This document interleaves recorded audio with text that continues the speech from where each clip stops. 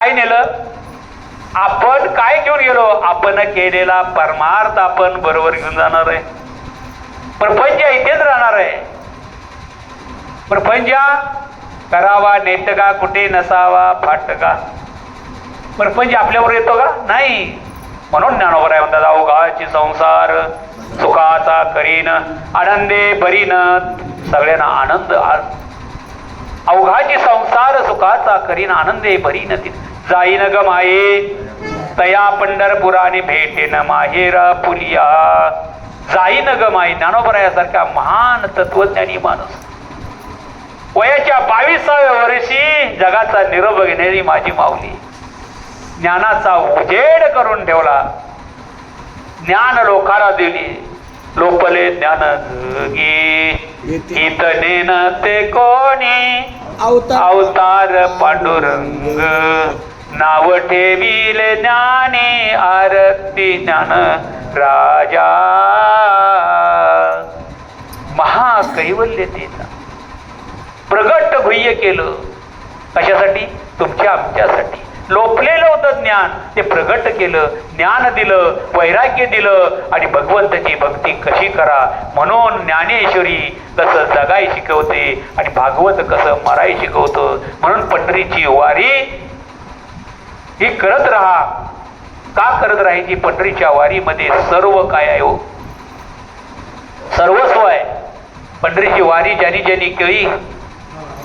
पंढरीची वारी आहे माझ्या कुळी अनेक न करी तीर्थ वृत. वृत एकादशी करीन उपवास गाईन हरणीची मुखी नाम. नाम विठोबाचे घेईन मी वाचे आणि बीज कल्पांतीचे का. पंढरीची वारी दयाची आकुळी त्याची पाय धुळी लागो मज. पंढरीची वारी करणाऱ्या संत देवीची रज चरणाची माती धावत चालती मागे मागे. तुमच्या पाठीमागे देव आहे. तो इच्छा करतोय. चालणाऱ्याच्या पायाची धूळ घेतोय आणि आपल्या मस्तकाला लावतोय. कोण? देवीची रज चरणाची माती धावत चालती मागे मागे. मागे मागे धावतोय म्हणून तुम्हाला कुठलंही संकट येणार नाही. कारण भगवान परमात्मा मागे पुढे उभा राहे संभाळीत. आलिया घात निवारया योगक्षेम त्यांचा जाणे जडभारी वाट दावे करे योग आणि क्षम. कुठल्याही गोष्टीची चिंता तुम्हाला तुमची नाही आणि तुमच्या घरातल्यांची सुद्धा नाही.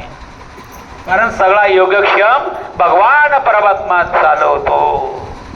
कारण तुम्हाला निघायच्या अगोदर तुम्हाला रेशनिंग फुकट मिळालेलं आहे. भारत सरकारनं काय केलं? रेशनिंग कसं दिलंय? फुकट दिलंय. फुकट. साखर फुकट. सगळं काय फुकट दिलंय. जावा 1 महिना दिन दिला. हे काय बिंदास आले ते गरजावर सगळं सोपवले. तू का म्हणे घालू तयावरी भार वाहू हा संसार देवा पायी. सगळा भार देवावर सोडला. देवानं सगळे रेशनिंग भरलं आणि मग तुम्ही कुठं आला? मग इकडं आल्यावर काय केलं पाहिजे? पुण्यात गेल्यावर बुसकी बांधली पाहिजे. कधी पुन्हा येतंय तिथं ऊन नाही. जेवढे जरूर आहे तेवढंच घ्या. जरुरीपेक्षा जास्त घेऊ नका. आपल्याला भूक लागली, अन्न पाहिजे. यासाठी आपण पंढरीची वारी ज्या महात्म्याने केली त्या महात्म्यांना परत एकदा कोटी कोटी प्रणाम. गुरुवर्य कारंडे महाराज किती वर्णावी ती थोरी. एका विठ्ठलाची तशी किती वर्णावी थोरी या साधू संतांची. खरोखर विठ्ठल बुवा पवार कीर्तन व्हायचं. चांगदेव महाराज, हरी गोरे, आभा बागडे यांचा परत परत परत जन्माला असले महात्मे यावे. सतमार्गाला लागावे. कलियुग ही पापाची भोवरी आहे. पाप करायला जास्त वृत्ती लोक झालेली आहेत. किती पाप होतंय, किती पाप होतंय. माणूस माणसाला बोलो ना. घरामध्ये केएम तुपे. हा केएम तुपे म्युन्सिपल ऑफिसर झाडू खात्यातला तुपे भाजते. किती वेळा जन्म यावे नित्य व्हावे फजिती. किती वेळा जन्माला आपल्याला एक वेळ जन्म मिळालेला आहे. परत जन्म मिळेल की नाही ही शाश्वती नाही. परत जन्माला येऊन पंढरीची वारी घडेल की नाही हे काय आपल्याला सांगता येत नाही. मग पंढरीची वारी त्या हवालदारासारखे नक्कीच करा. हवालदाराची मंडळी म्हणजे जाऊ नका. नाही म्हटले मी जाणारच. त्यांनी केली त्र्यंबकेश्वरची वारी, आता पंढरीची वारी. काय करायचं? उर्वरित आयुष्य त्याच्या मार्गाला लावायचं.